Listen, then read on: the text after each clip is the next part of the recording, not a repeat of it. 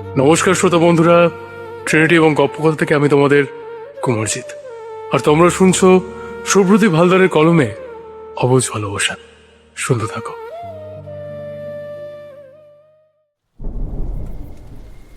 শ্রাবণের একটা বৃষ্টি ভেজা সন্ধে।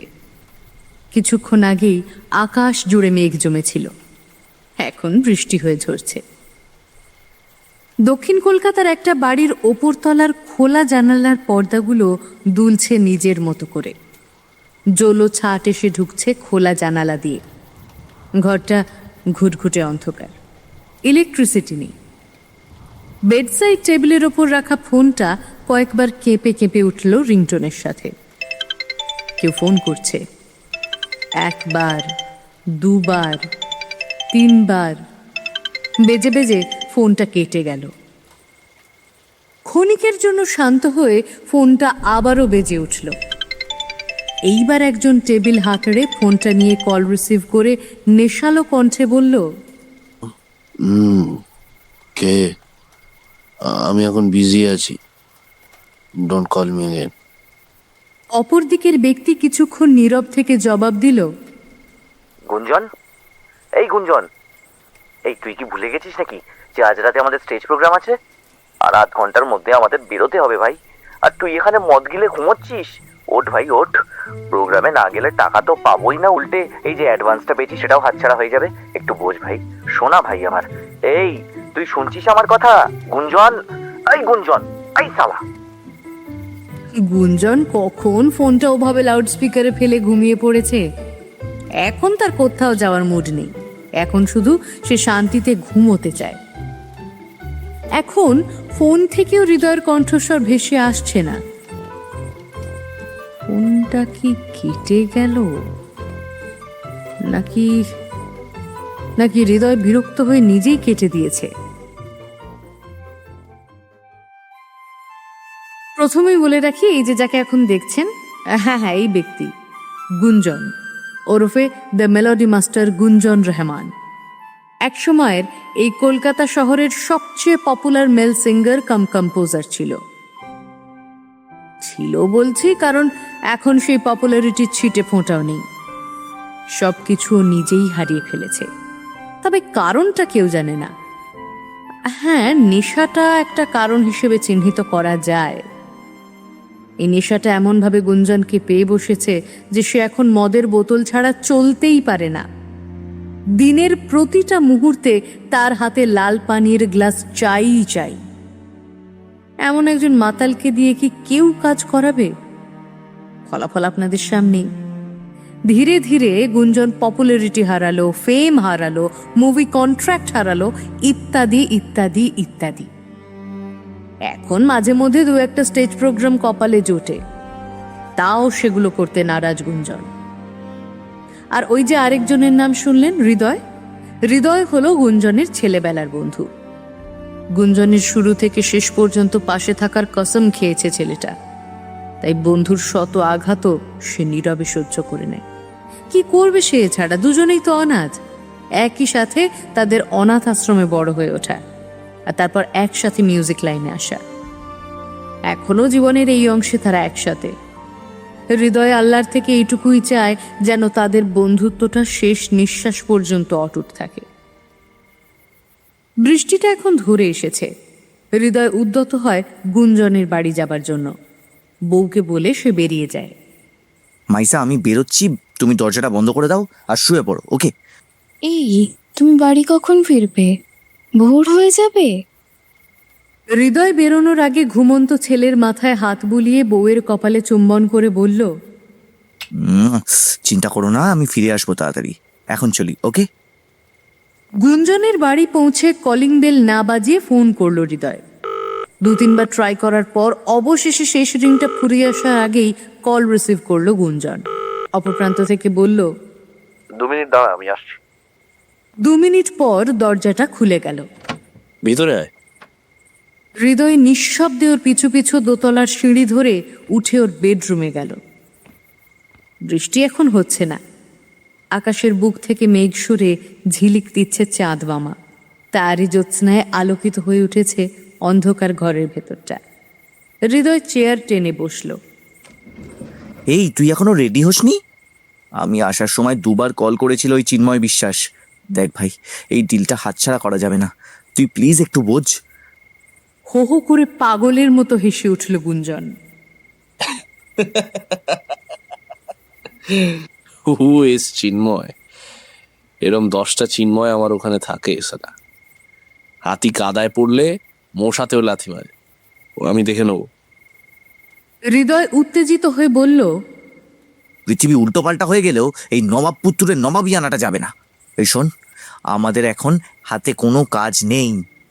কোনো মিউজিক কোম্পানি, ডিরেক্টর, প্রডিউসার আমাদের সাথে কাজ করতে চাইছে না। এখন যে 2-1টা লোক স্টেজ প্রোগ্রাম ডাকছে, তারাও তোর এই আচরণের কারণে কেটে পড়ছে, জানিস তো। এভাবে আর কতদিন ভাই? তুই এসব নেশা ফেশা ছেড়ে দে, চল আমরা নতুন করে সবটা শুরু করব। এখনো তো সব শেষ হয়ে যায়নি, বল। কি জানি হৃদয়ের কথাগুলো গুঞ্জনের কানে ঢুকলো কিনা। গুঞ্জনের কোনো প্রতিক্রিয়া নেই, সে নিজের মতো পেগ বানাতে ব্যস্ত। গ্লাসে রঙিন তরল ঢেলে 2 টুকরো বরফ ফেলে গলায় ঢালে গুঞ্জন। জিভ দিয়ে ঠোঁটটা একবার চেটে নিয়ে আরেকটা পেগ বানিয়ে হৃদয়ের দিকে বাড়িয়ে দেয়। হৃদয়ের এসব এখন একদম ভালো লাগছে না। এবার হৃদয় কথাটা একটু জোরেই বলল, তোকে আমার বন্ধুত্বর কাসম, তাড়াতাড়ি তৈরি হয়ে চল ভাই, প্লিজ। না হলে যা যা, কাসামওয়ালা এসেছে। তুই যদি আমার বন্ধু না হতি, আমি তোকে এক্ষুনি জানলা দিয়ে ছুঁড়ে ফেলে দিতাম। হ্যাঁ, মেরেই দে। বেঁচে থেকেও এমন কিছু উপরোতে পারছি না, মরার তো বেটার অপশন না আমার কাছে। গুঞ্জন কোনো প্রত্যুত্তর করে না, টাওয়েল নিয়ে সিধা বাথরুমে চলে যায়। 8 ঘন্টা কাটিয়ে বেরিয়ে এসে তৈরি হয়ে বলে, চল। হৃদয় মনে মনে আল্লাহকে শুক্রিয়া জানায়। হৃদয় গাড়ি ড্রাইভ করার সময় বারংবার রিয়ার ভিউ মিরর দিয়ে পিছনে দেখছিল যে গুঞ্জন বোতলের ছিপি খুলে রঙিন তরল ঢালছে গলায়। মাঝে মাঝে নেশার ঘরে গেয়ে উঠছে পুরনো কোনো হিন্দি গানের কলি। तेरी आँखों में खोया सारा हूँ, तेरी बाहों में अपना घर ढूंढूं। तू मिले अगर इश्क सा लगे, हर ये पल मुझे मुस्कुराने लगे। भीगी सी रात है, तू मेरे साथ है, दिल ये कह रहा आ मेरे पास आ, ओ मेरे हमनवा, ओ मेरे हमनवा, आ मेरे पास आ। হৃদয় সেদিক থেকে চোখ সরিয়ে ড্রাইভিং এর দিকে মন দেয়। একটা দীর্ঘশ্বাস ছেড়ে মনে মনে সে ভাবে, না, এ ছেলে শুধরোবার নয়। ছোট থেকে ওকে দেখছে কিনা, ওর ভাবগতিক হৃদয়ের থেকে বেশি কেউ বোঝে না। ও যা ঠিক করে সেটাই করে ছাড়ে, তার জন্য পুরো দুনিয়ার সাথেও প্রয়োজনে লড়বে।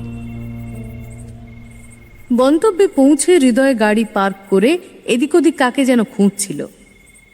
হঠাৎ তার কাঁধে একটা হাত নেমে আসে। হৃদয় দেখে তার পিছনে চিন্ময় বিশ্বাস দাঁড়িয়ে। আজকের এই স্টেজ শো এর অর্গানাইজার এই চিন্ময় বিশ্বাস। ওনাদের ক্লাবের আয়োজনে বড় করে গণেশ পুজো অনুষ্ঠিত হয়েছে। এই পুরো পুজোর মাথায় রয়েছে এই চিন্ময় বিশ্বাস। ভদ্রলোক এই শহরের নামজাদা ব্যবসায়ী। পিতৃকালের পুরনো কাপড়ের দোকান এখন একা হাতে সামলাচ্ছেন উনি। ভদ্রলোকের টাকা পয়সার অভাব নেই, বেশ মোটা টাকা দিয়েই তিনি গুঞ্জনকে এনেছেন, কারণ একটাই, গুঞ্জনের গানের গলা ও সুর। এখনো সেই সুর প্রবীণ ব্যক্তির অন্তরের কিশোরকে জাগিয়ে তুলতে পারে, কিংবা বিবাহিত পুরুষকে দিতে পারে সদ্য ব্রেকআপের কষ্ট। দাঁত বের করে চিন্ময় বিশ্বাস বললেন, তা ভাইজান সে কোথায়? তাকে তো দেখতে পাচ্ছি না। আছে চিন্ময় বাবু, আছে, গাড়িতে বসে আছে, আমি এখনই ডাকছি। হৃদয় গাড়ির কাছে গিয়ে কালো জানালা দিয়ে ভিতরে চোখ ডুবিয়ে দেখে গুঞ্জন নাক ডেকে ঘুমোচ্ছে। হৃদয়ের কপালে চিন্তার ভাঁজ পড়ল। শেষে কি তীরে এসে তরি ডুবল? হৃদয় দরজা খুলে গুঞ্জনকে জাগানোর চেষ্টা করলো। সে উঠছে না দেখে হাতের কাছে থাকা জলের বোতল খুলে কিছুটা জল গুঞ্জনের চোখে মুখে ছিটিয়ে দিয়ে আবার ডাকতে শুরু করলো। এই শালা, এই ওঠ ভাই ওঠ। আরে আমরা প্রোগ্রামে চলে এসেছি, এবার তোকে গান শোনাতে হবে। এই গুঞ্জন, আরে ওঠ রে ভাই ওঠ। দেখ ভাই, মান সম্মানের ব্যাপার, ওঠ। হৃদয় হাঁপ ছেড়ে বাঁচল। গুঞ্জন উঠে বসল। চোখ দুটো তার জবা ফুলের মতো লাল হয়ে গেছে। মুখ থেকে বিশ্রী গন্ধ বেরোচ্ছে, মদের গন্ধ। চোখ কচলে সে জিজ্ঞেস করলো, আগে ডাকবি তো, দেখলি লেট করে দিলি। আমার ফ্যানরা বসে আছে ওর গান শোনার জন্য। I am coming baby. বলেই এক লাফে হৃদয়কে সরিয়ে সে গাড়ির বাইরে বেরোলো। বাইরে তখন দাঁড়িয়ে চিন্ময় বিশ্বাস উঁকি ঝুঁকি মারছিল গাড়ির ভিতর দিকে। গুঞ্জনকে হঠাৎ বেরোতে দেখে উনি চমকে যান। গুঞ্জন টলমলো পায়ে এগিয়ে যায়। চিন্ময় বাবুর সামনে গিয়ে বলে, সালাম আলাইকুম চিন্ময় বাবু, কোথায় আপনাদের স্টেজ? চলুন, এখানে দাঁড়িয়ে কি করছে? ততক্ষণে হৃদয় গাড়ি থেকে বেরিয়ে এসে দাঁড়িয়েছে ঠিক গুঞ্জনের পাশেই। গুঞ্জনের শরীর থেকে বেরোনো ঝাঁঝালো গন্ধে নাক জ্বলে যাচ্ছে চিন্ময়বাবুর। চিন্ময়বাবু নাকের ওপর রুমাল চাপা দিয়ে বললেন, আপনি মদ খেয়েছেন? আপনার কোনো সমস্যা? চিন্ময়বাবু আমতা আমতা করে বোধহয় কিছু বলতে যাচ্ছিলেন। ওনাকে হাত তুলে থামিয়ে দিয়ে হৃদয় বলল, আরে কোনো সমস্যা হবে না, আমি আছি তো, আমার উপর তো বিশ্বাস করুন। গুঞ্জন টলতে টলতে প্রতিমার সামনে গিয়ে হাত জোড় করে প্রার্থনা করে একবার আকাশের দিকে তাকিয়ে তারপর স্টেজের দিকে এগিয়ে গেল। চিন্ময়বাবু হৃদয়ের গা ঘেঁষে এসে দাঁড়ালেন। নিচু গলায় কানে কানে বললেন, কোনো সমস্যা হবে না তো? আমার কিন্তু মনটা অন্যরকম করছে। হৃদয় স্টেজে গুঞ্জনের ওঠাটা দেখছিল তখন। সেদিক থেকে চোখ না সরিয়েই বলল সে কথাটা। আরে বিশ্বাস রাখুন, কিচ্ছু হবে না। বহুদিন পর চোখের সামনে এত দর্শক দেখে মনের ভিতরে আগুন জ্বলে ওঠে গুঞ্জনের। ব্যান্ডের সাথে কথা বলে গান ঠিক করে সে। তারপর গিটারটা গলায় ঝুলিয়ে কয়েক মুহূর্ত সময় নিয়ে টিউন সেট করে গান ধরে। চোখ বন্ধ রেখে গা ভাসিয়ে দেয় সুরের স্রোতে। আমি চাইছি ছুতে তোকে, পিয়ায় না ছুটে চলে কাছে আয়, কাছে আয়। বুক যতই বাধা পথে হয়ে ঝড়ি রাতে চলে আয়, চলে আয়। এই সৃষ্টি সাক্ষী থাকুক, তোর নামে বাধা রাখুক এই প্রাণ। মুখোশের দুনিয়া ভাঙবে চলো না এই গান। কাটবে বিষাক্ত ধোঁয়া, মিলবে যখন অবুঝ ভালোবাসা। আমি চাইছি ছুতে তোকে, পিয়ায় না ছুটে চলে কাছে আয়, কাছে আয়, কাছে আয়, কাছে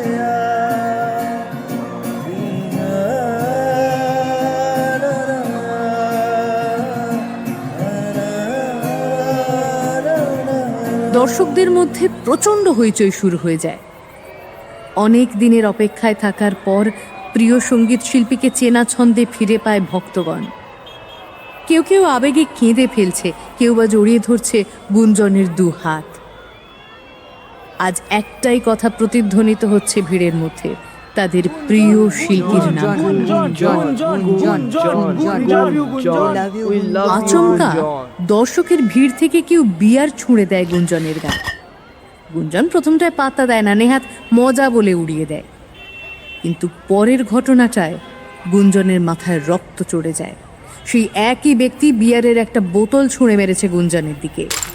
কপালের একদিক কেটে রক্ত ঝরছে, ভিজিয়ে দিচ্ছে শার্টটা।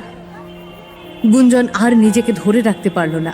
স্টেজ থেকে চিতাবাঘের মতো লাফ মেরে নেমে গলার গিটারটা খুলে ব্যারিয়ার ভেঙে ঝাঁপিয়ে পড়লো আঘাতকারীর ওপর। প্রচন্ড আক্রোশে গিটার দিয়ে পেটাতে থাকলো তাকে। ক্লাবের ভলেন্টিয়াররাও এসে আর থামাতে পারছে না গুঞ্জনকে। ঘটনাটা এত দ্রুত ঘটে যায় যে কেউ কিছু বুঝতেই পারে না। শেষমেশ হৃদয় আর চিন্ময়বাবু ছুটে এসে গুঞ্জনকে আলাদা করে। গুঞ্জনের এই রূপ দেখে ভয় পেয়ে যান চিন্ময়বাবু। এমনটা তিনি আগে কখনো কারোর দেখেননি। গুঞ্জনকে আলাদা করে একটা চেয়ারে নিয়ে গিয়ে বসালো হৃদয়। গুঞ্জন, মাথা ঠান্ডা কর, মরে যেত ছেলেটা আর একটু হলে। তুই কি পাগল হয়ে গেছিস? এভাবে কেউ মারে? গুঞ্জন এখনো ফুঁসছে হিংস্র সাপদের মতো। এখনই মনে হচ্ছে ছিঁড়ে খাবে হৃদয়কে। হন্তদন্ত হয়ে এলেন চিন্ময়বাবু। হাঁপ ছেড়ে তিনি বললেন, ওহ, ছেলেটাকে হাসপাতালে পাঠানোর ব্যবস্থা করে এলাম। আর কয়েক মুহূর্ত হলেই তো বলো হরি হরি বল। কি সাংঘাতিক! এমনভাবে কেউ মারে? তীক্ষ্ণ দৃষ্টিতে একবার চিন্ময়বাবুর দিকে তাকায় গুঞ্জন। বাপরে, কি ভয়ঙ্কর সেই দৃষ্টি! চিন্ময়বাবুর মনে হলো ওনার শিরদাঁড়া বেয়ে হিমেল একটা স্রোত নেমে গেল। তোরা থাক তোদের প্রোগ্রাম নিয়ে, আমি চললাম। গুঞ্জন উঠে পড়ে হাঁটা শুরু করলো। গাড়ির কাছে এসে দরজা খুলে ভিতরে ধপ করে বসে পড়ল। গাড়িতে ফার্স্ট এড বক্স ছিল, সেটা খুঁজে বের করে কাটা জায়গায় নিজেই ওষুধ আর ব্যান্ডেজ লাগিয়ে নিল। না, কপালের যন্ত্রণাটা বাড়ছে। পকেট থেকে মদের বোতলটা বের করে গলায় কিছুটা পানীয় ঢেলে একটু নিশ্চিন্তে গা এলিয়ে শুয়ে পড়ল সে। কিছুক্ষণের মধ্যেই নিদ্রা নামে তার দু চোখে। তার আর কিচ্ছু মনে নেই।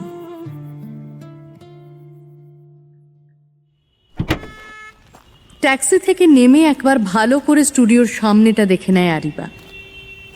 বুকটা তার দুরু দুরু করছে। আজ যে স্বপ্ন পূরণ করতে সে এসেছে সেটা কি হবে? তার এত বছরের গীতিকার হবার আকাঙ্ক্ষা কি আদৌ পূর্ণতা পাবে?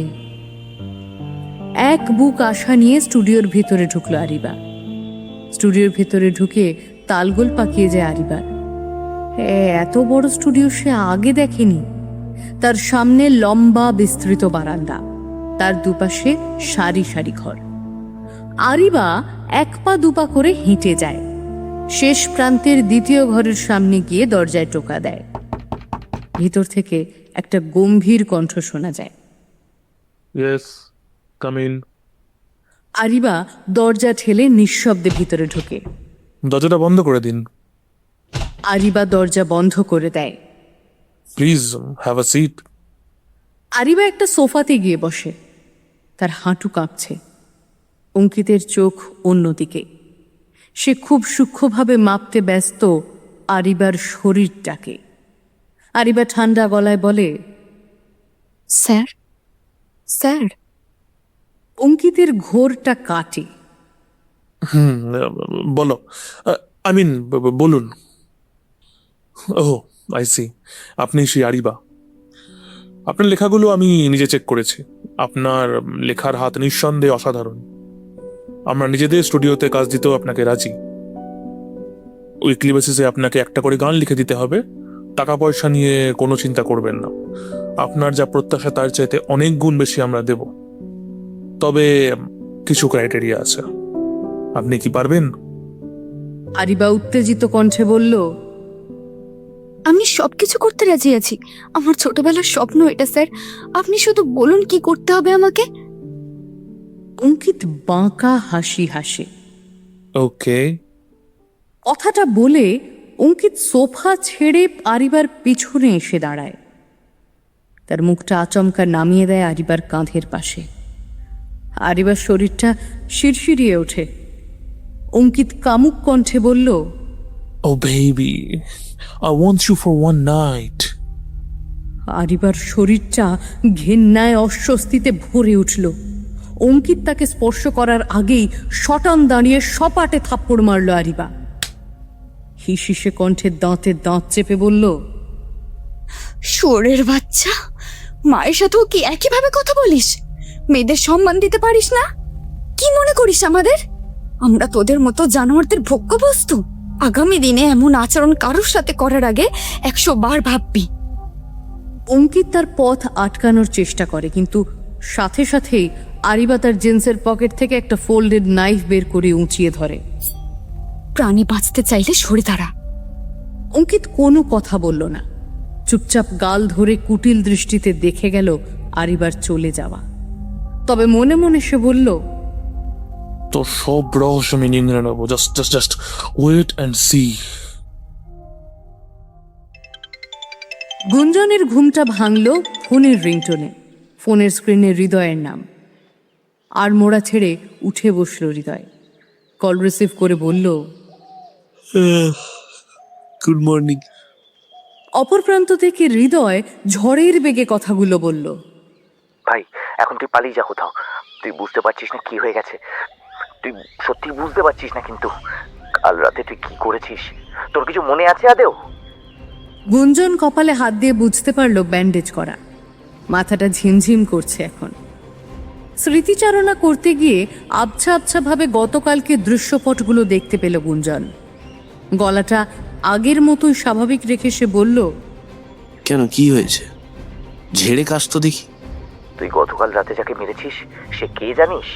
আমাদের এলাকার এমএলএ হাফিজুল আলমের ছোট ছেলে শাকিল। হাফিজুল কি জিনিস আমি জানি। ও ও ইটের জবাব পাটকেল দিয়ে দেবে। তুই কোথাও পালিয়ে যা, গা ঢাকা দে। গুঞ্জন হেসে উঠল, যেন কোনো জোক শোনালো হৃদয়। এই হাসছিস কেন? আমি কি গুল মারছি নাকি?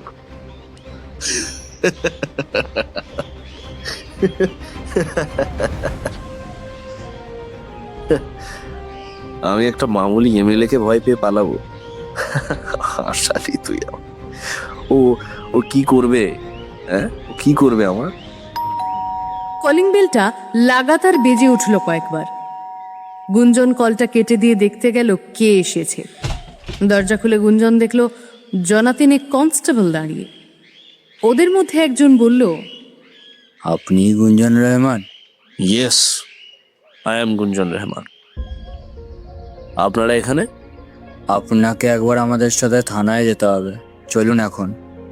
গুঞ্জন তির্যক হাসে। ও জানে এদের কে পাঠিয়েছে। তাই বেশি বাক্য ব্যয় না করে গুঞ্জন ওদের সাথে পুলিশ জিপে উঠল। স্যার বাড়িতে আছেন? হ্যাঁ আছেন। আপনি কে? ঠিক চিনলাম না তো। তখনই আরিবার চোখ গেল সিঁড়ি দিয়ে নামতে থাকা নাইট গাউন পরিহিত ব্যক্তির দিকে। উনি সুদীপ বিশ্বাস, পেশায় একজন উকিল। এছাড়া ওনার আরও কিছু পরিচয় রয়েছে, যার মধ্যে একটা হলো উনি আরিবার এক সময়ের প্রাইভেট টিউটর ছিলেন। ক্লাস 5 থেকে 12 পর্যন্ত আরিবা ওনার কাছেই পড়ত। ভদ্রলোক, নিপাট ভালো মানুষ। আরিবাকে কোনো দিন তিনি স্টুডেন্টের মতো দেখেননি। আরিবা ছিল ওনার মেয়ের সমান। স্যারের কথাগুলো শুনতে আরিবার ভীষণ ভালো লাগে। জীবনের ছোট্ট ছোট্ট সিদ্ধান্তগুলো নেওয়ার আগেও সে একবার স্যারের সাথে আলোচনা করবেই। স্যার তার কাছে একজন পরিপূর্ণ আদর্শ। আরিবাকে দেখে কাজের মেয়েটিকে একটু ধমক দেন সুদীপবাবু। তুই জানিস ওকে? এতক্ষণ ওকে বাইরে দাঁড় করিয়ে রেখেছিস। ক্ষমা করবেন স্যার, আমি কি করে জানবো উনি কে? আমি তো সবে আজ থেকে আসছি। ঠিক আছে স্যার, আর বকাবকি করতে হবে না। ও আমাকে চেনে না, ওই জন্যই বুঝতে পারিনি। ক্ষমা করবেন দিদিমণি, আপনারা বসুন ও ঘরে, আমি এক্ষুনি কফি বানিয়ে আনছি। তুমি গিয়ে বসো, আমি আসছি।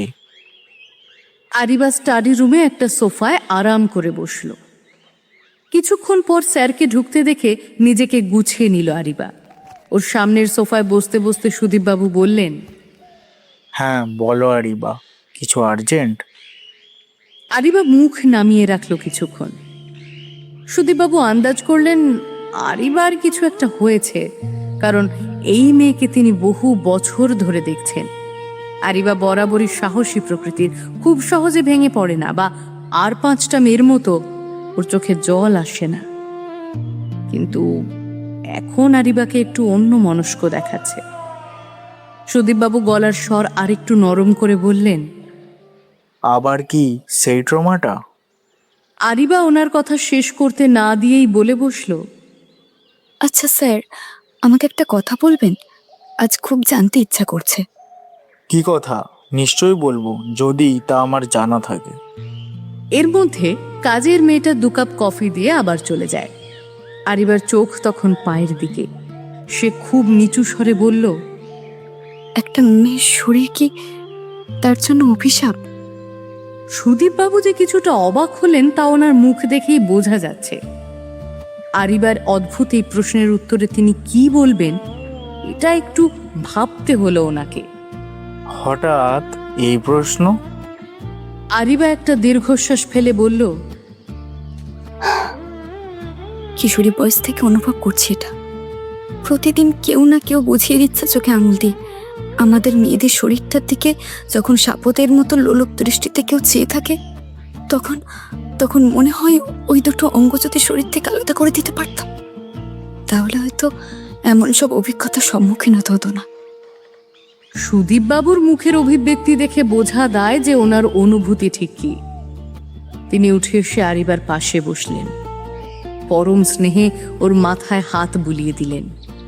তোমার ট্রমাটা কি আবার মাথা চাড়া দিয়ে উঠেছে? ওষুধগুলো ঠিকমতো খাচ্ছ তো? প্রয়োজন পড়লে আমার জানা বেশ ডাক্তারের সাথে তোমায় কথা বলিয়ে দিচ্ছি।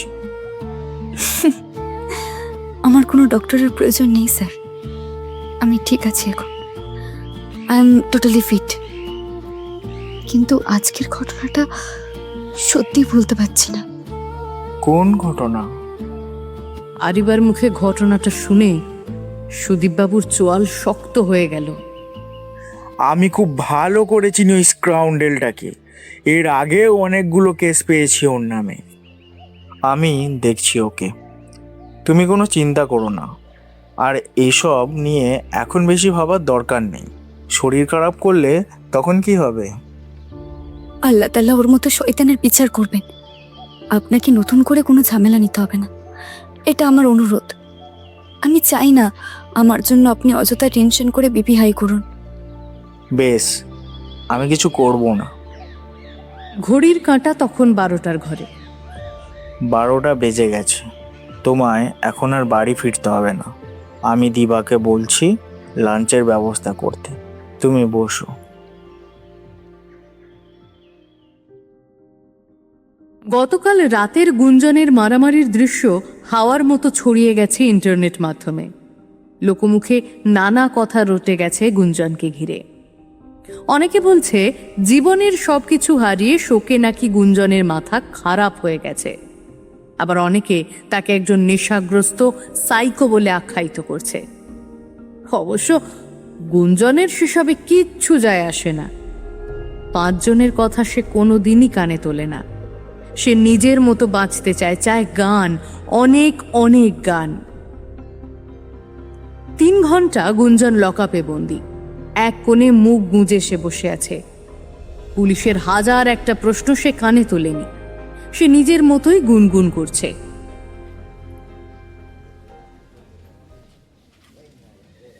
তখন বিকেল 5টা। হৃদয়ে উকিল নিয়ে বেল করানোর জন্য গেল পুলিশ স্টেশন। বন্ধুকে বিধ্বস্ত অবস্থায় দেখে হৃদয়ের মনটা খারাপ হয়ে যায়।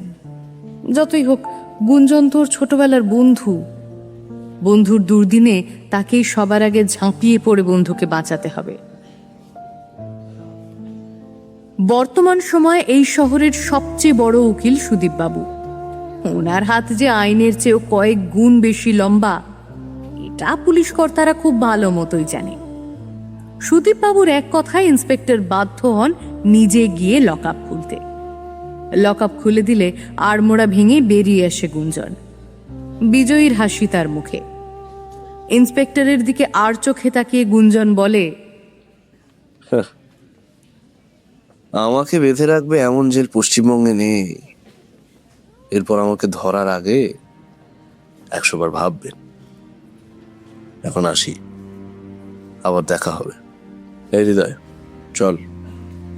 পুলিশ স্টেশন থেকে বাইরে বেরিয়ে গাড়িতে উঠল 3 জনে। হৃদয় গাড়ি ড্রাইভ করতে করতে কয়েকবার রিয়ার ভিউ মিরর দিয়ে পিছনে তাকিয়ে দেখে নেয় গুঞ্জনকে। সে আবার মদের বোতল খুলেছে। সুদীপবাবু একবার পিছনে দেখে নিলেন ওকে, তারপর গম্ভীর গলায় বললেন, আজ আমি ছিলাম বলেই তুমি বাইরে বেরোতে পারলে, না হলে জেলেই পচে মরতে সারা জীবনের জন্য। হাফিজুলের ছেলের গায়ে হাত তোলার প্রায়শ্চিত্ত তোমায় জীবন ধরে করতে হতো।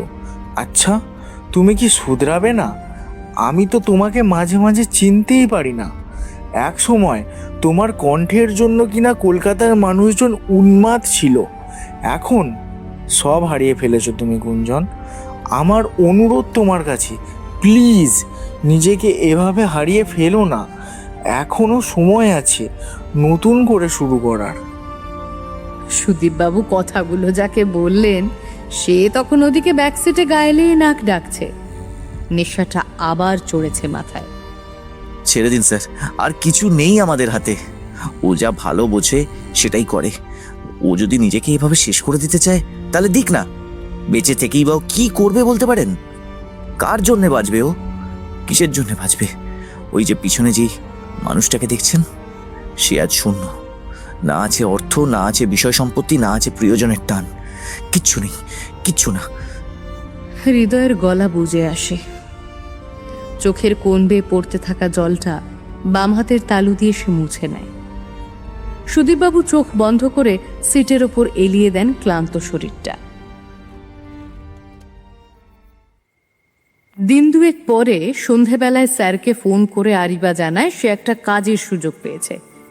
ওরই পরিচিত কোনো একজন একটা বারে ওর গান গাওয়ার ব্যবস্থা করেছে। আরিবা চাইলে নিজের লেখা গান ওখানে শোনাতে পারে। আরিবার গলা শুনে মনে হলো সে মনে মনে ভীষণ আনন্দিত এই সুযোগটা পেয়ে। তার স্যারও তাকে বাধা দিল না। তিনি হেসে বললেন, আচ্ছা আচ্ছা, তুমি যেটা করে ভালো থাকো সেটা মন দিয়ে করো। সেদিন সন্ধ্যের পর মনটা অস্থির করছিল গুঞ্জনের। বাড়িতে বসে সে ছটফট করছিল। ফ্রিজ খুলে দেখতেই গেল মেজাজটা চটকে। ফ্রিজের ভিতরে বিয়ারের খালি বোতলগুলো গড়াগড়ি খাচ্ছে, সেগুলো দিয়ে ফোঁটা ফোঁটা পানিও পড়ছে মেঝের ওপর। গুঞ্জন হৃদয়কে কল দিল। হৃদয় জানালো তার ছেলের শরীরটা বড় খারাপ, ডক্টরের কাছে যাচ্ছে তারা এখন। গুঞ্জন ফোন কেটে দিয়ে গ্যারেজ থেকে বাইকটা নিয়ে বেরিয়ে পড়ল। এখন একটু এন্টারটেইনমেন্ট প্রয়োজন, আর সাথে একটু নাইট এঞ্জেল রেস্টুরেন্ট কাম বার। সিকিউরিটি গার্ডের কাছে চেক করিয়ে ডোর দিয়ে এন্ট্রি হলো গুঞ্জনের। বারের ভিতরে নানান ধরনের বাহারি মানুষের ভিড়। কোনো দিকে হচ্ছে স্মাগলিং, কোনো দিকে সুন্দরী রমণীর সাথে যৌবন সাগরে ডুবের খেলা, আবার কোথাও বা মাতালদের হুজ্জুতি। গুঞ্জনকে অনেক যুবতী হাত বাড়িয়ে কোনায় ডাকছে। গুঞ্জন সেসবকে উপেক্ষা করে হাঁটতে থাকে ভিতরের দিকে। বাইরে থেকে বোঝা যায় না, কিন্তু এখানে এসে গুঞ্জন বুঝতে পারছে এই বারের ভিতরটা ভুলভুলাইয়ার থেকে কোনো অংশে কম নয়। লাল নীল আলোর গলিটা পেরোনোর আগেই হাতে একটা টান লাগে গুঞ্জনের। গুঞ্জন পা হড়কে একটা যুবতী মেয়ের বুকের ওপর গিয়ে পড়ে।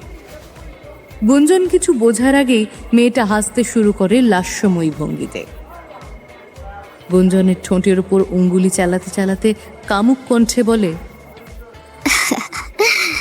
এই হ্যান্ডসাম, এত তর পাচ্ছিস কেন রে? এই চামেলির বুকে মাথা রাখার জন্য কত মরদ মুখিয়ে আছে জানিস? আর তুই কিনা ছুটকারা চাইছিস? গুঞ্জন ওকে দূরে সরিয়ে দেয়।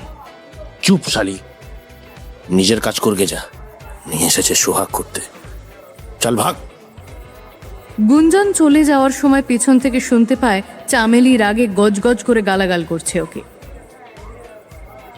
রঙিন গলিটা পেরিয়ে এসে একটা বৃহৎ ফাঁকা অংশে টেবিল পাতা অনেকগুলো। তার মধ্যে একটা টেবিলের সামনে চেয়ার টেনে পা ছড়িয়ে বসলো গুঞ্জন। একটা ওয়েটারকে ডেকে এক বোতল মদ, একটা গ্লাস আর বরফ অর্ডার করলো। মিনিট পাঁচেকের মধ্যে ওয়েটার সেগুলো দিয়ে গেল টেবিলে। মদের বোতলটা দেখে জিভে জল এলো গুঞ্জনের। তাড়াতাড়ি ছিপি খুলে মদটা গ্লাসে ঢেলে কয়েক টুকরো বরফ ফেলে ঝাঁঝালো তরলটা গলায় ঢাললো গুঞ্জন। কয়েক পেগ খেতেই নেশাটা চড়ে যায়। চোখের সামনে সব কিছু ঝাপসা হয়ে আসে। চোখের সামনেটা ঝাপসা হয়ে এলেও কানে একটা গানের গলা ভেসে আসে তার।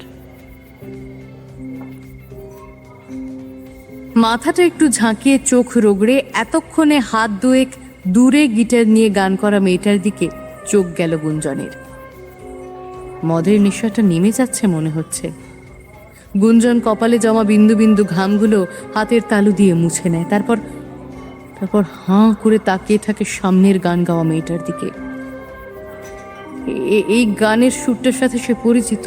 এই সুর বছর 5 আগে একটা উড়িয়া সিনেমার জন্য সে নিজেই বানিয়েছিল, গানটাও গিয়েছিল সে নিজে। এই মেয়েটা সেই গানটার বাংলা ভার্সন গাইছে। গুঞ্জনের মনে দাগ কেটে যায় বাংলা ভার্সনটা। যেমন সুন্দর গান তেমন অপূর্ব কণ্ঠ। গানটা শুনতে শুনতে কোথায় যেন হারিয়ে গিয়েছিল গুঞ্জন। তার ঘোরটা ভাঙলো একটা চিৎকারে। চোখ খুলে দেখলো গায়িকা মেয়েটা চিৎকার করছে। একটা মাতাল ওর হাত ধরে টানাটানি করছে। মাতালের চোখ আরিবার বুকের থেকে সরছে না। লোলুপ চোখে এখনই যেন আরিবার পুরো দেহটা গিলে নেবে মাতালটা। বারের গান থেমে গেছে। লোকজন গুনগুন করছে ভ্রমরের মতো, কিন্তু প্রতিবাদ কেউ করছে না। বিষয়টা গুঞ্জনের ঠিক হজম হলো না। মদের খালি বোতলটা ভেঙে সে এগিয়ে গেল মাতালটার দিকে। এক ধাক্কায় মাতালটাকে মেয়েটার দিকে আলাদা করে দিল। ভাঙা বোতলটা উঁচিয়ে ধরে হুঙ্কার দিয়ে গুঞ্জন বলল, ওর গায়ে হাত দিলে হাতটা কাঁধের নিচ থেকে কেটে দেবো। চল ফট। মাতালটা ভয় ল্যাজ গুটিয়ে একরকম ছুটে পালিয়ে গেল ভিড়ের মধ্যে দিয়ে। গুঞ্জন মেয়েটার দিকে তাকালো। তোমার গিটার আর ডায়েরিটা নিয়ে আমার সাথে চলো। মেয়েটা চুপচাপ গিটারটা ব্যাগে ঢুকিয়ে কাঁধে তুলে ডায়েরিটা হাতে নিয়ে গুঞ্জনের আগেই বেরিয়ে আসে। দ্রুত পায়ে বাইরে এসে ফুটপাতের দিকে পা বাড়ায়। গুঞ্জন বাইরে এসে কিন্তু মেয়েটাকে আর দেখতে পায় না। পার্কিং থেকে বাইক বের করে বাইকে চেপে হাতলে মোচড় দেয়। রাস্তায় নেমে মেয়েটাকে দেখতে পায়। ওই তো মেয়েটা হেঁটে যাচ্ছে ফুটপাত ধরে। বাইকের কানে আরেকবার মোচড় মারতেই মেয়েটাকে ছুঁয়ে ফেলে গুঞ্জন। মেয়েটার সামনে গিয়ে পথ আটকে দাঁড়ায় সে। মেয়েটা ওকে দেখে থমকে দাঁড়ায়। আরিবা, নামটা ভারী সুন্দর। এই নাও তোমার ডায়েরিটা। তোমার লেখার হাত অত্যন্ত নিপুণ, এটা ধরে রেখো। রাস্তার পাশের ল্যাম্পপোস্টের আলো পড়েছে ওদের ওপর। সেই আলোতে আরিবার চাঁদপানা মুখখানা জলজল করছে। এক অদ্ভুত জ্যোতি যেন তার শরীর জুড়ে চলাচল করছে। আরিবা মুখ তুলে চাইল। মুখ তোলা মাত্র তার শরীরটা মুহূর্তের জন্য কেঁপে উঠল। এতক্ষণ ধরে তার আশেপাশে যে ঘুরছিল সে, আরিবার মনের ভারটা অনেকটা কমে গেল। মাত্রাতিরিক্ত উত্তেজনা সে যেন মনে মনে দুলতে শুরু করলো। আরিবার মুখে কথা আসছে না। চোখের সামনে সে যাকে দেখছে ঠিক দেখছে কি? একবার নিজেকে চিমটি কেটে দেখে নিল সে। তার যন্ত্রণাটা যতটা ন্যাচারাল, এই চোখের সামনের মানুষটাও ততটাই। আরিবার প্রিয় গায়ক দ্য গুঞ্জন রহমান ওর সামনে স্বয়ং দাঁড়িয়ে ওর নাম নিচ্ছে। আনন্দের সীমা নেই আরিবার। বিগত 5 বছর ধরে গুঞ্জনকে ফলো করছে আরিবা। গুঞ্জনের প্রতিটা গান, অ্যালবাম তার নখো দর্পণে। গুঞ্জনের সুরে নিজের লেখা হাজারো লাইন বসিয়ে সে এতদিন গেয়ে আসছে। আর আজ সেই মানুষটাই চোখের সামনে। আরিবার মুখে কথা নেই। বড় বড় চোখে দীর্ঘ 10 মিনিট ধরে সে একইভাবে অপলক দৃষ্টিতে তাকিয়ে। গুঞ্জন তার মুখের সামনে তুড়ি মারে একবার। ঘোরটা কেটে যায় আরিবার। তোমার ডায়েরিটা রাস্তায় পড়েছিল, তুমি হয়তো আনমনে খেয়াল করোনি। আমি আপনার অনেক বড় ফ্যান স্যার। আপনি ভাবতে পারছেন না, আমি আপনার সব কিছু ফলো করি। আপনার স্টাইল, সুর, গান সব আমার ঠোঁটস্থ। আমি আপনাকে টেনশনে চিনতে পারিনি। I am sorry. Please sorry বলো না। সময়টা অনেক হয়েছে, এখন বাড়ি ফিরতে হবে। যদি তুমি কিছু না মনে করো, আমি তোমাকে বাড়ি ড্রপ করে দিতে পারি। আরিবা তো এক কথায় রাজি। তাড়াতাড়ি সে উঠে পড়ে গুঞ্জনের বাইকে। গুঞ্জন বাইকের চাবি ঘুরিয়ে স্টার্ট দেয়। আরিবাকে বাড়ির সামনে ড্রপ করে গুঞ্জন বেশিক্ষণ দাঁড়ায় না, আবার বাইক ছুটিয়ে চলে যায়। শুধু যাওয়ার আগে আরিবাকে তার অ্যাড্রেস আর ফোন নম্বরটা দিয়ে আগামীকাল তার বাড়ি যেতে বলে। পরদিন বিকেলের পর আরিবা গুঞ্জনের বাড়ি যায়। ট্যাক্সিকে অ্যাড্রেসটা বলতে একটা বাড়ির সামনে আরিবাকে নামিয়ে দেয়। ভাড়া মিটিয়ে আরিবা বাড়ির মেন দরজার সামনে গিয়ে কলিং বেল চাপে। কিছুক্ষণ দাঁড়ানোর পর দরজাটা ভেতর থেকে খুলে যায়। গুঞ্জন ওকে ভেতরে আসতে বলে। ঘর দেখিয়ে দিয়ে বলে, তুমি গিয়ে স্টুডিওতে বসো, রিও আছে ওখানে, আমি কফি বানিয়ে নিয়ে যাচ্ছি কিছুক্ষণের মধ্যেই। আরিবা দরজা ঠেলে ভেতরে ঢুকলো। এইটাই গুঞ্জনের স্টুডিও। নিজের সমস্ত হিট গানের জন্ম সে দিয়েছে এই 4 দেওয়ালের মধ্যেই। হৃদয় আরিবাকে দেখে এগিয়ে এসে সালাম জানালো। তুমি এখানে বসো, আমি আসছি। কিছুক্ষণ পর হৃদয় আর গুঞ্জন একসাথে ঢুকলো। গুঞ্জন হাতে ট্রেটা টেবিলে রাখলো। 3টে কাপের একটা হৃদয়কে, একটা আরিবাকে আর একটা নিজে নিল। আরিবা ধোঁয়া ওঠা কফিতে ফুঁ দিয়ে চুমুক দিতে দিতে একবার চোখ বুলিয়ে নিল রুমটায়। রুমটায় 2টো পার্ট, একটা অংশে কাঁচের দেওয়াল তুলে দেয়া, বোঝাই যাচ্ছে ওদিকে গুঞ্জন দাঁড়িয়ে গান করে। অপরদিকে অর্থাৎ তারা যেদিকে বসে আছে সেদিকে ল্যাপটপ, কম্পিউটার, পিয়ানো, কয়েকটা গিটার আর কিছু রেকর্ডিংয়ের সরঞ্জাম। আরিবা কফিটা শেষ করে কাপটা টেবিলের ওপর রেখে বলল, স্যার আমাকে কেন ডেকেছেন জানতে পারি?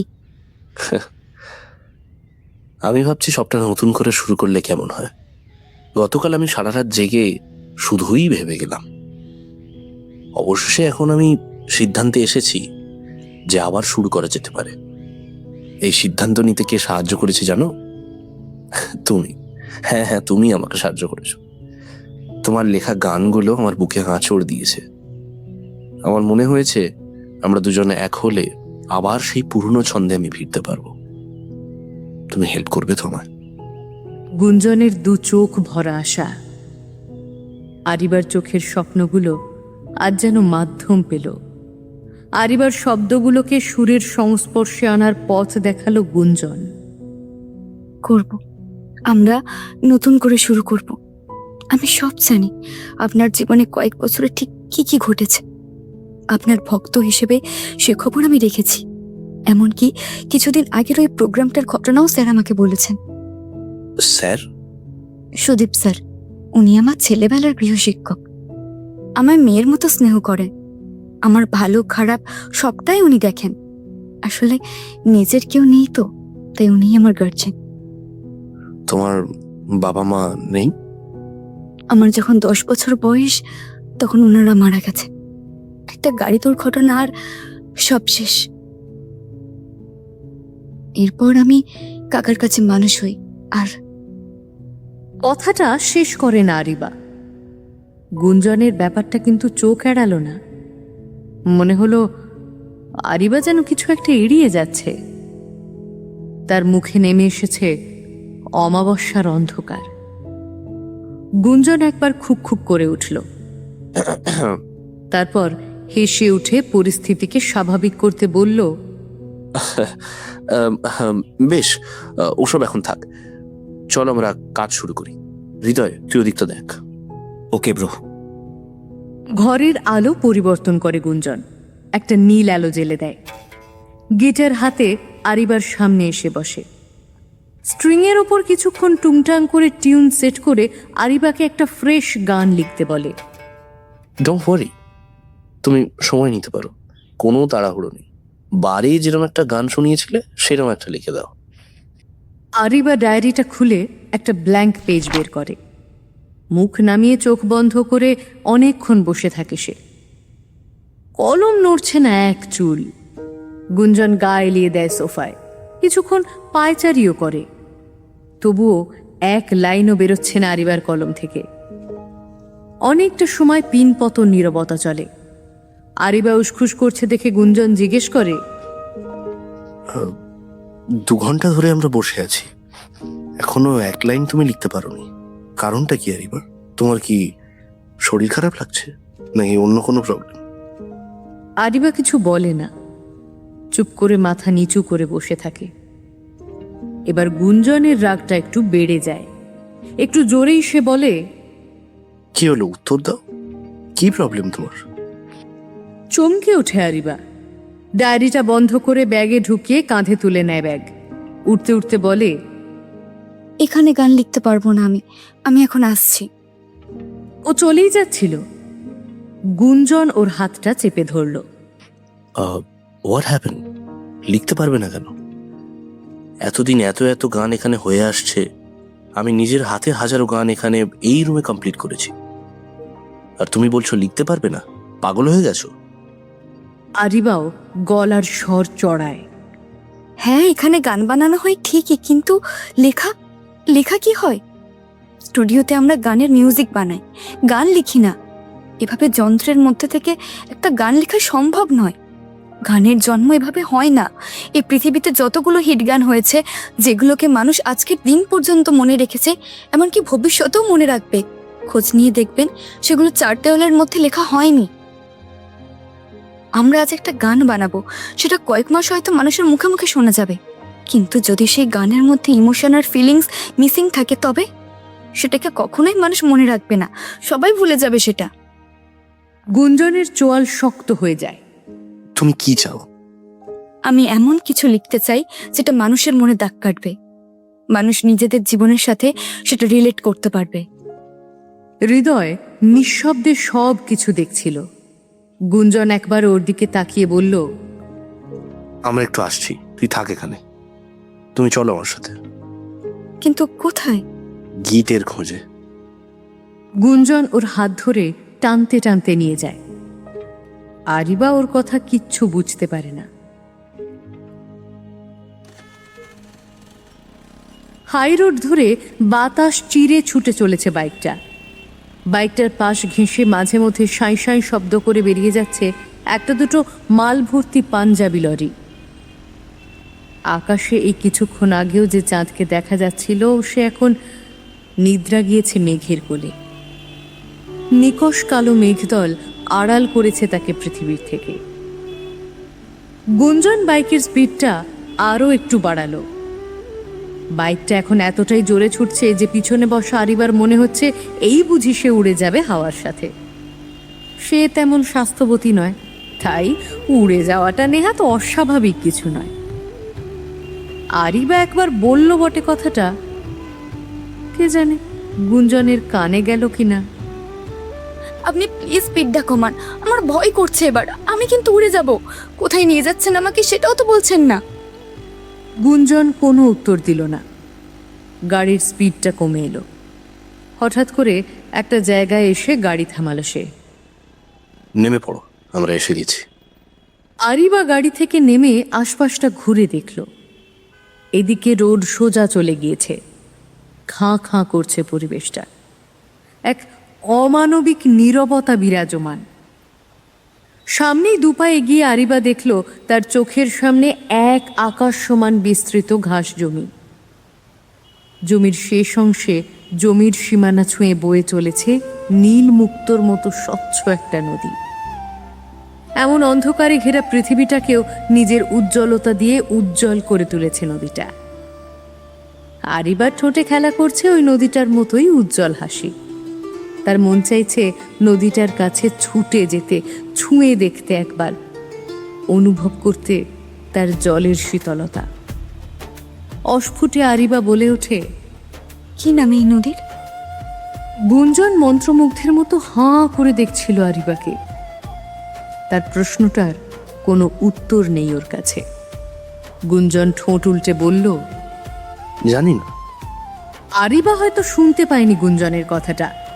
গুঞ্জন দেখল আরিবা রোডের ধার ঘেঁষে নেমে যাচ্ছে নিচের বিস্তৃত জমির দিকে। গুঞ্জন ছুটে ওর সঙ্গ নিল। দুজনে নিঃশব্দে হেঁটে চলেছে কচি ঘাসের ওপর পা ফেলে ফেলে। কচি ঘাসের ওপর পা ফেলতে যেন তারা নড়ে চড়ে উঠল।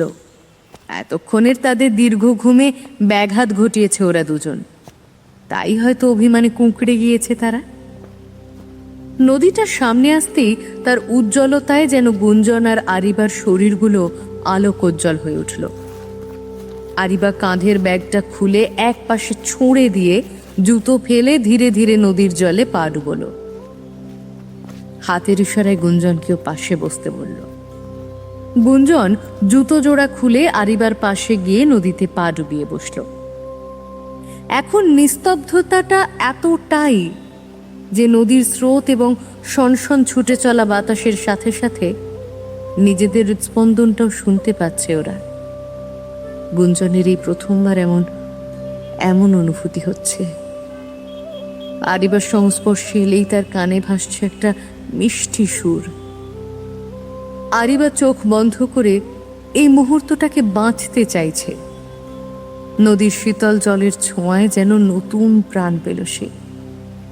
আরামদায়ক এক অনুভূতি তাকে ঘিরে ধরেছে। গুঞ্জন আর চোখে দেখতে চাইছে আরিবার চাঁদপানা মুখটাকে, কিন্তু তার পথে বাধা হয়ে দাঁড়াচ্ছে আরিবার মুখের ওপর এসে পড়া অবাধ্য কেশমণ্ডলী। তারা চাইছে না আরিবার মুখখানা দেখুক গুঞ্জন। গুঞ্জনের মনে হলো হাত বাড়িয়ে আলতো করে আরিবার কানের এক পাশে চুলগুলো গুঁজে দিতে। হাত বাড়াতে গিয়েও সে হাতটা গুটিয়ে নিল। ধ্যাৎ, এসব কি ভাবছে সে? এমন পাগলামি তো সে আগে কখনো করেনি।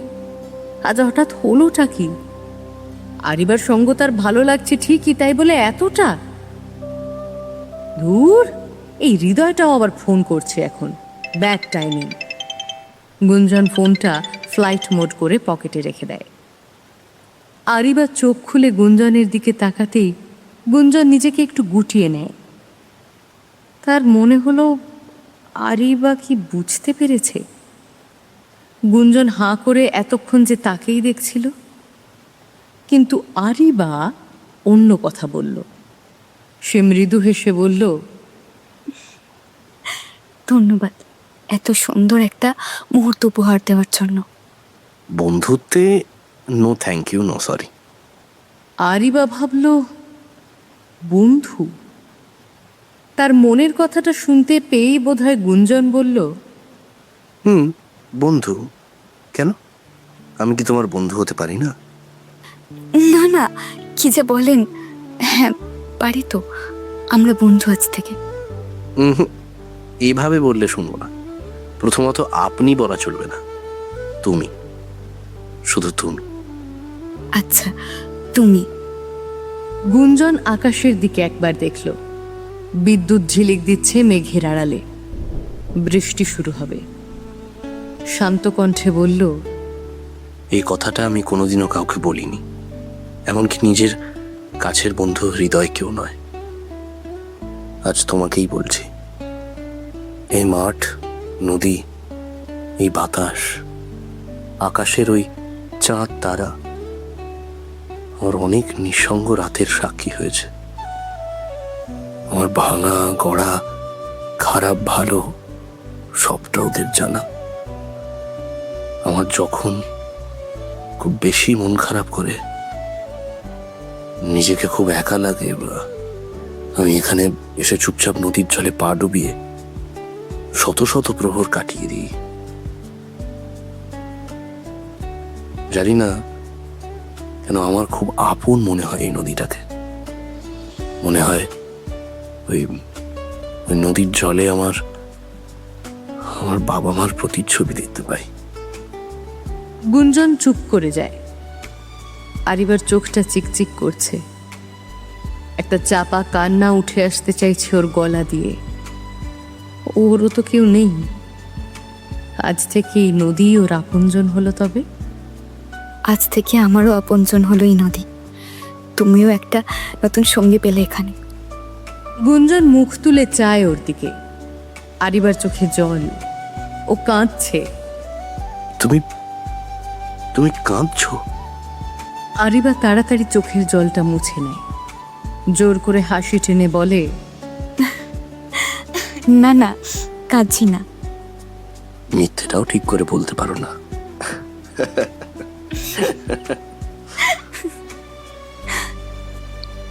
দুজনেই হেসে ওঠে। আরো কিছুক্ষণ নীরবতা চলে। গুঞ্জন তার ব্যাগ থেকে ডায়েরি পেন বের করে আরিবার হাতে তুলে দেয়। আরিবা এক বুক শ্বাস টেনে শুভ্র কাগজের ওপর পেন ঘষতে শুরু করে। কয়েক মুহূর্ত যেতে না যেতেই সাদা কাগজটা ভরে ওঠে কিছু লাইনে। পেন নামিয়ে গুঞ্জনকে লেখাটা দেখায়। লেখাটা শেষ করতেই গুঞ্জনের মুখের ভুল পাল্টে যায়। এতক্ষণের থমথমে মুখে পূর্ণিমার চাঁদের মতো উজ্জ্বলতা খেলছে। আরিবা বুঝতে পারে লেখাটা গুঞ্জনের মনে ধরেছে। গুঞ্জন এক লাফে উঠে দাঁড়ায়। অসাধারণ, আই নিউ ইট। আমি জানতাম তুমি পারবে, আমি জানতাম তুমি পারবে আরিবা। এই লেখা দিয়ে যা গান তৈরি হবে সেটা রাজত্ব করবে মানুষের মনে।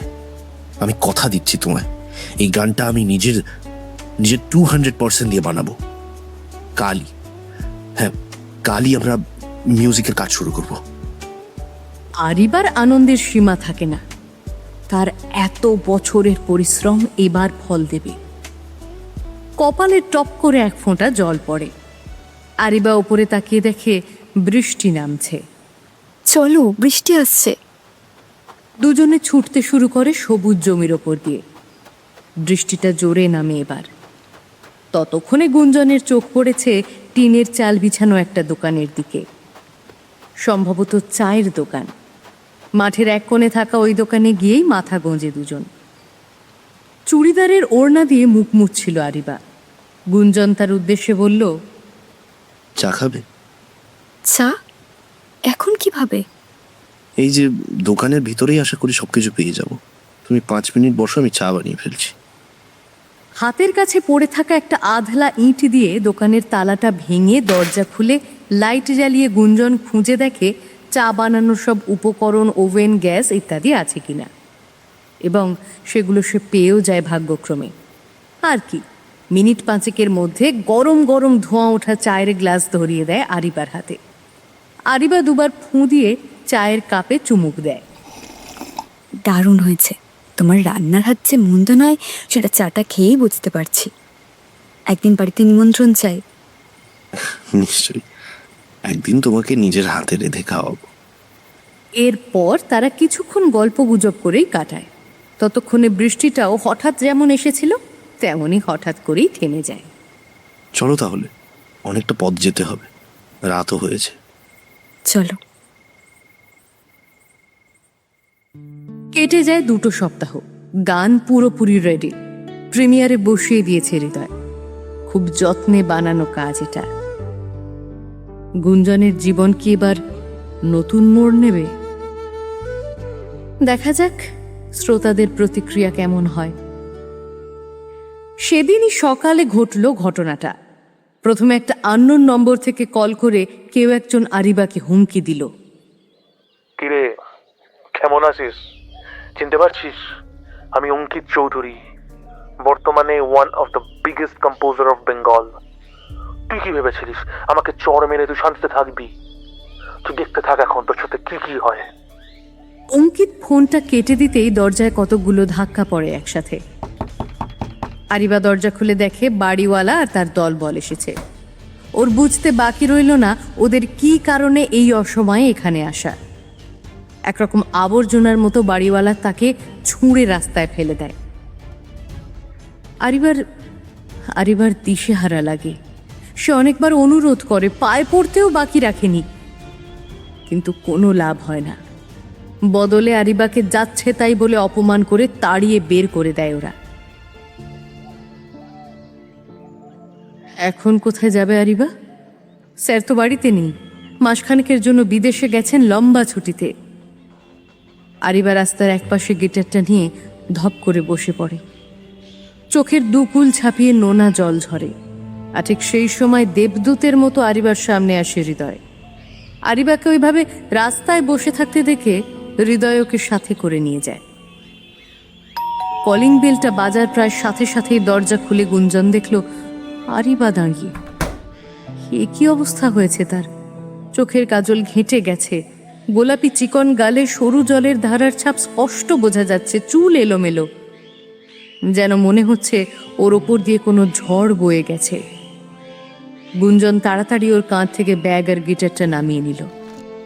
আর কিছু বলার পূর্বেই দেখলো আরিবা সেন্সলেস হয়ে নেতিয়ে পড়লো ওর বুকে। আরিবা, আরিবা, কি হয়েছে তোমার? চোখ খোলো, কি হলো? কথা বলছো না কেন আরিবা? আরিবা। গুঞ্জন তাকে কোলে তুলে নিয়ে গিয়ে একটা ঘরে শুইয়ে দিল। ওর কপালে হাত দিতে বুঝতে পারলো গা জ্বরে পুড়ে যাচ্ছে। জ্বরের ঘোরেই আরিবা কি যেন বলছে বিড়বিড় করে।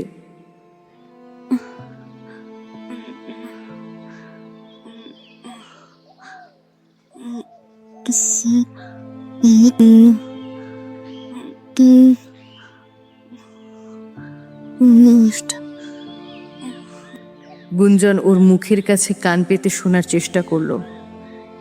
না, কিছুই বোঝা যাচ্ছে না। এখন ইমিডিয়েটলি ডাক্তারকে ডাকতে হবে।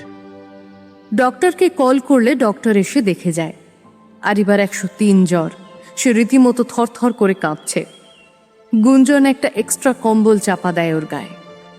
ডক্টর বলেছেন তেমন সিরিয়াস ইস্যু নয়, হয়তো অতিরিক্ত টেনশন বা পার্সোনাল কোনো ট্রমার কথা মনে পড়েছে, তাই এমন হঠাৎ জ্বর।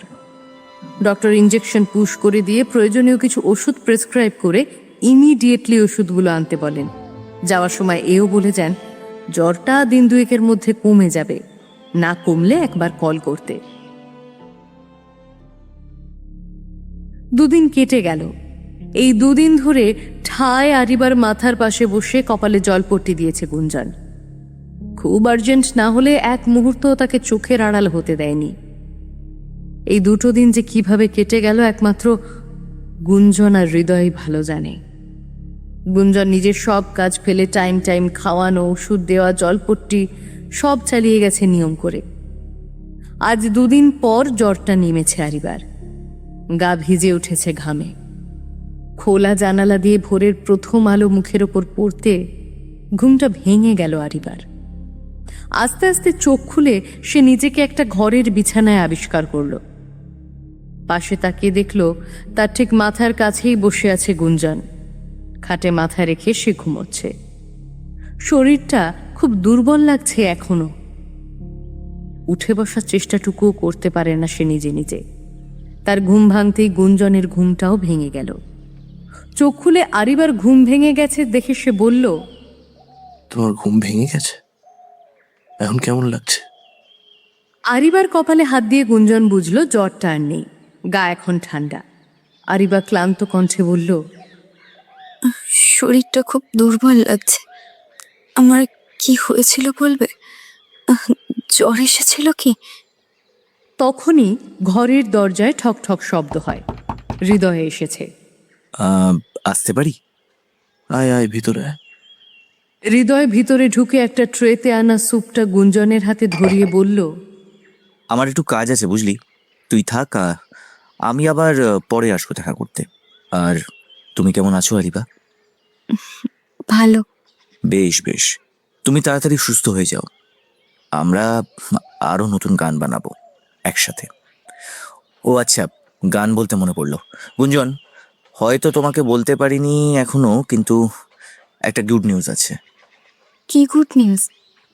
আমাদের গানটা যেটা তুমি লিখেছিলে ওটা 1 লাখ দর্শকের মাঝে ছড়িয়ে গেছে, আর এরই মাঝে মানুষ অনেকে ভালোবেসেও ফেলেছে, আর সেটা আমায় জানাচ্ছেও। সবটাই তোমার জন্য, তাই বেস্ট অফ লাক। হৃদয় চলে গেলে আরিবা গুঞ্জনের মুখের দিকে জিজ্ঞাসু চোখে তাকায়। হৃদয় ঠিকই বলেছে, আমরা প্রচুর পরিমাণে ভালোবাসা পাচ্ছি মানুষের। গানটা প্রতিদিন নতুন নতুন মানুষের মাঝে ছড়িয়ে দিচ্ছে আমাদের শ্রোতা বন্ধুরা। আমি সত্যিই এটা আশা করিনি। তুমি আমার জীবনটাকে নতুন সুরে বেঁধে দিলে আরিবা। ধন্যবাদ দিয়ে তোমায় ছোট করব না। আরিবার এখনো বিশ্বাস হচ্ছে না গুঞ্জনের কথা। নিজেকে একবার চিমটি কেটে দেখে সে, না হে, এ তো স্বপ্ন নয়, এ তো বাস্তব। তবে বাস্তবটা আজ একটু বেশি মধুর স্বাদের। দীর্ঘ কয়েক বছরের দেখা স্বপ্ন আজ পূরণ হলো। আল্লাহকে মনে মনে শুকরিয়া জানালো দুজনেই। উনিই তো এসবের পেছনে, মানুষ তো নিমিত্ত মাত্র, আসল কাজ উনিই করেন। গুঞ্জন আরিবাকে ধরে উঠতে সাহায্য করে। এই নাও দেখি, একটু স্যুপ খেয়ে নাও, ওষুধ খেতে হবে তো। গুঞ্জন ভাবে কথাটা কি এখনই বলবে আরিবাকে, নাকি তার হাতে সময় আছে এখনো।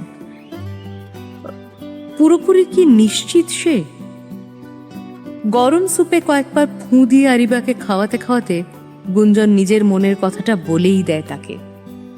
আরিবা, আমি আমি তোমাকে কিছু কিছু বলতে চাই। আরিবার মুখে প্রশ্ন চিহ্ন ফুটে উঠেছে। কি কথা? আরিবার হাত জোড়া খপ করে ধরে গুঞ্জন একবার ঢোক গিলে বলে, এই অনুভূতি কখন কিভাবে হয়েছে জানি না, আমার মন বলছে এটাই সত্যি, চিরন্তন সত্যি। আমি যখনই তোমার সঙ্গ পাই নিজেকে ভুলে যাই। তোমার তোমার চোখের মায়ায় পড়ে গেছি আমি, তোমার শব্দের ভিড়ে কখন তলিয়ে গেছি জানি না। তবে তোমায় ছাড়া একটা মুহূর্ত এখন ভাবতে পারি না। তুমি কি আমার বিবি হবে? এসব কি বলছে গুঞ্জন? আরিবার মতো একটা মেয়েকে কিছু না জেনে না শুনে সে ভালোবেসে ফেলল। আরিবার মুখ কালো হয়ে যায়, মুখ নিচু করে সে বসে থাকে গুম হয়ে। কি হলো, তুমি চুপ করে আছো কেন? যদি আমায় অস্বীকার করতে চাও তবে মুখের উপর না বলে দাও, আমি এটাই নিজের নিয়তি বলে মেনে নেব। কিন্তু দয়া করে দুটানায় রেখো না আমাকে, আমি উত্তর চাই। গুঞ্জন সাহস করে দুই হাতে আরিবার মুখটা তুলে নিজের মুখের সামনে ধরে। এ কি, আরিবার চোখে জল। গুঞ্জন দু হাতে চোখের জলটা মুছিয়ে দেয়। আরিবার থাকতে পারে না, জীবনের এমন একটা সময় চরম সত্যটা জানানো প্রয়োজন গুঞ্জনকে। আরিবার ঝরঝর করে কেঁদে ফেলে গুঞ্জনের বুকের ওপর।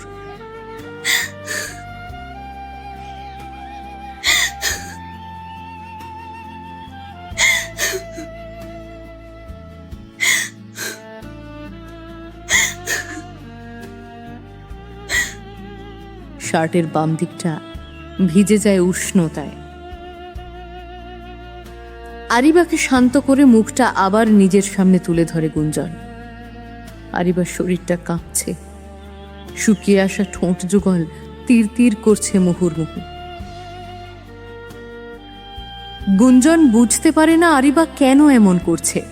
হ্যাঁ, প্রথম থেকে তারও মনে খটকা ছিল যে আরিবা কিছু একটা লুকিয়েছে তার থেকে।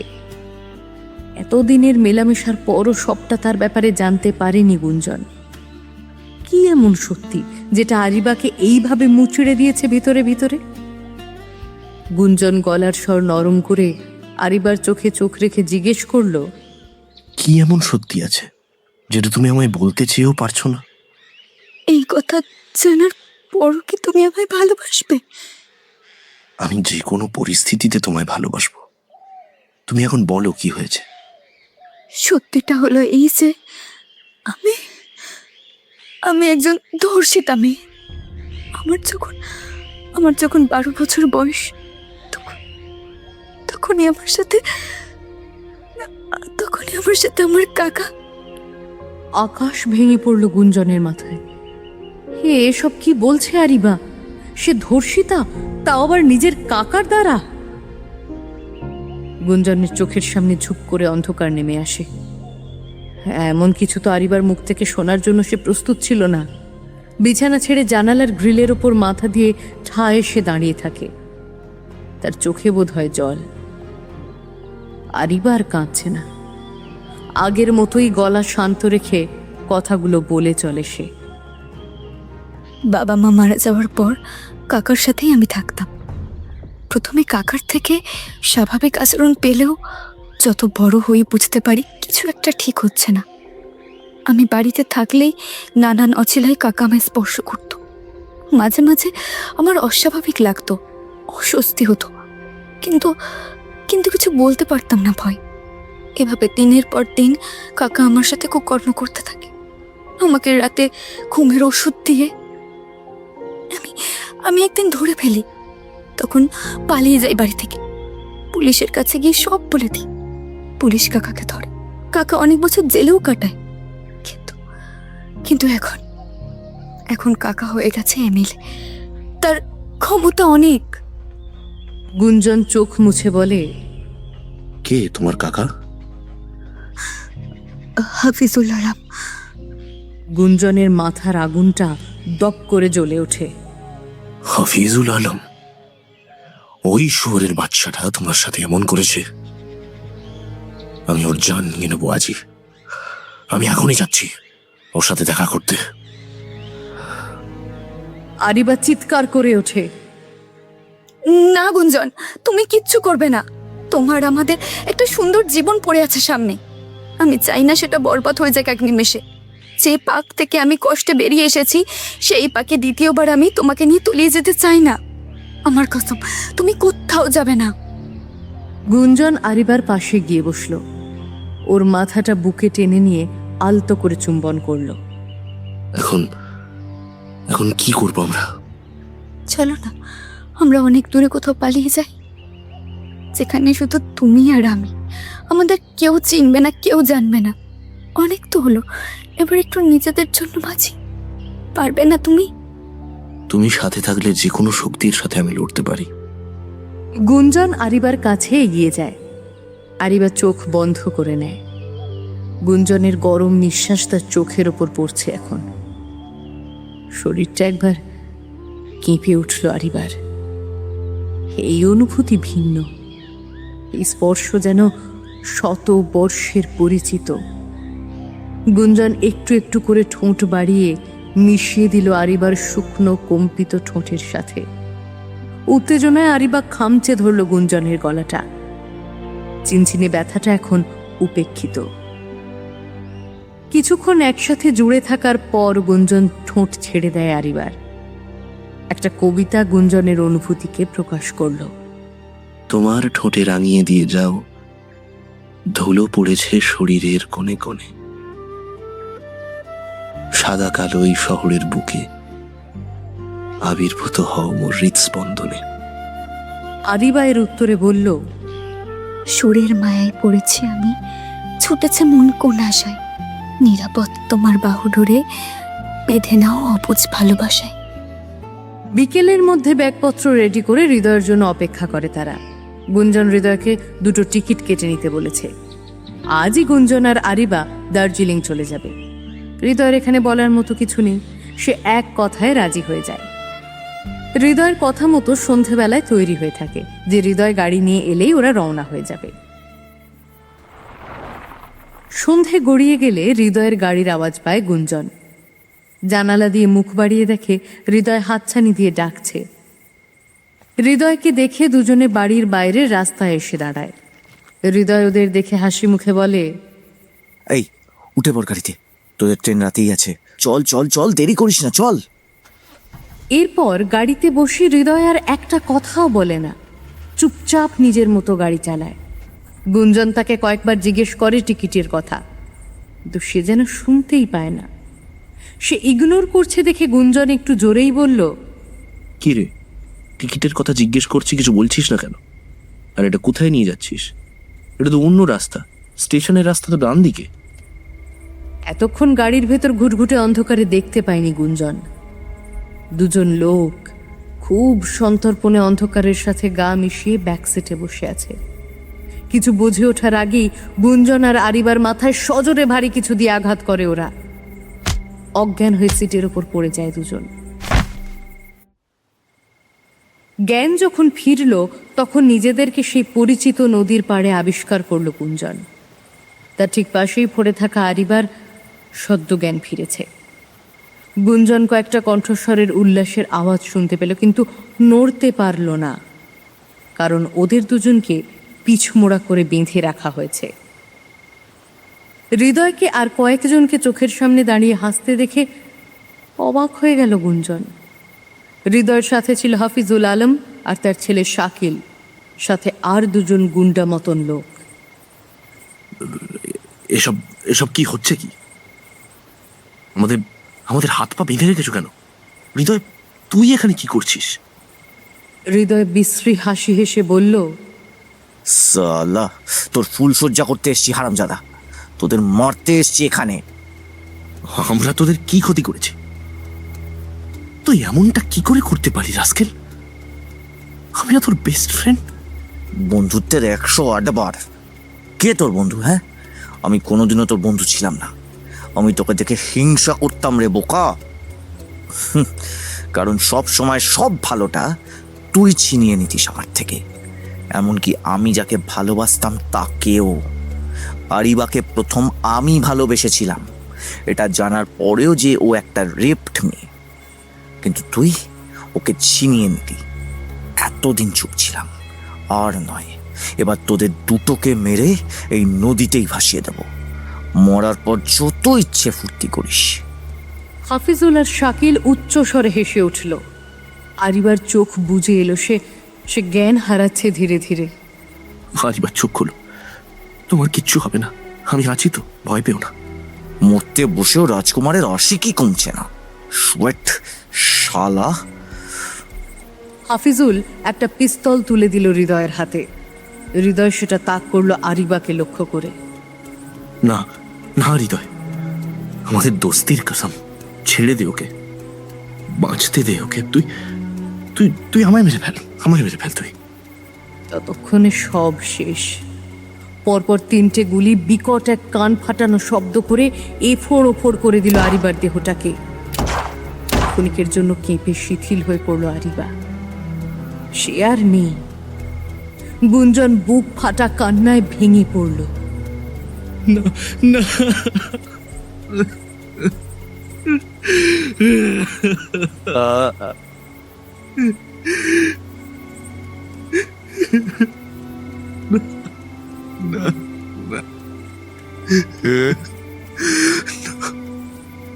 কিন্তু সেই কান্না নিষ্ঠুর পশুগুলোর কান অবধি পৌঁছল না। পরবর্তী 3টে গুলি বিদ্যুৎ বেগে ছুটে এসে গুঞ্জনের বুক ছেদ করে বেরিয়ে গেল। গুঞ্জনের প্রাণবায়ু তখনও ছিল। হৃদয় প্রবল আক্রোশে ওর গলা টিপে ধরল। বার কয়েক ছটফট করে তার শরীরটাও শিথিল হয়ে পড়ল। এখন এই দুটোকে কি করব? কি আবার করবি? ছুটে ফেলে দে এই লাশ দুটোকে নদীর চলে। হৃদয়ের সাথে বাকি 2জন গুন্ডা হাত লাগিয়ে প্রথমে আরিবার দেহটা, তারপর গুঞ্জনের দেহটাও জলে ছুঁড়ে দিল। নদীর ভয়ঙ্করী স্রোতের সাথে চোখের নিমেষে হারিয়ে গেল দেহ দুটো। আমার মালটা? এ নাও তোমার 2 লক্ষ টাকা। এই চল সব। এখন আমরা মুক্ত গুঞ্জন, আমাদের কেউ আর বেঁধে রাখতে পারবে না। একসাথে এখন আমরা যেখানে খুশি যেতে পারবো, যা ইচ্ছে করতে পারবো। আমরা তো এটাই চেয়েছিলাম, বলো? বেঁচে থাকতে এক নাইবা হলাম, মৃত্যুতে না হয় এক হলাম।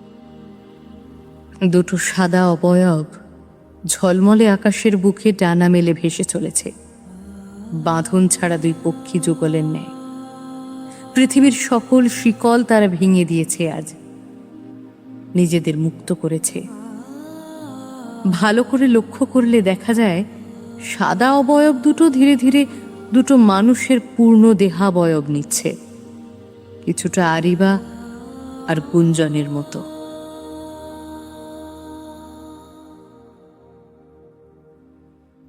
এতক্ষণ শুনছিলেন সুপ্রদীপ হালদারের কলমে অবুঝ ভালোবাসা।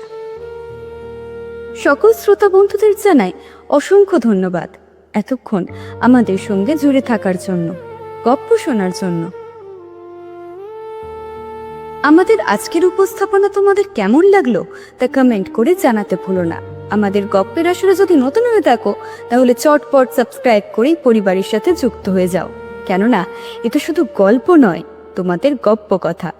গল্প শোনার সঠিক ঠিকানা।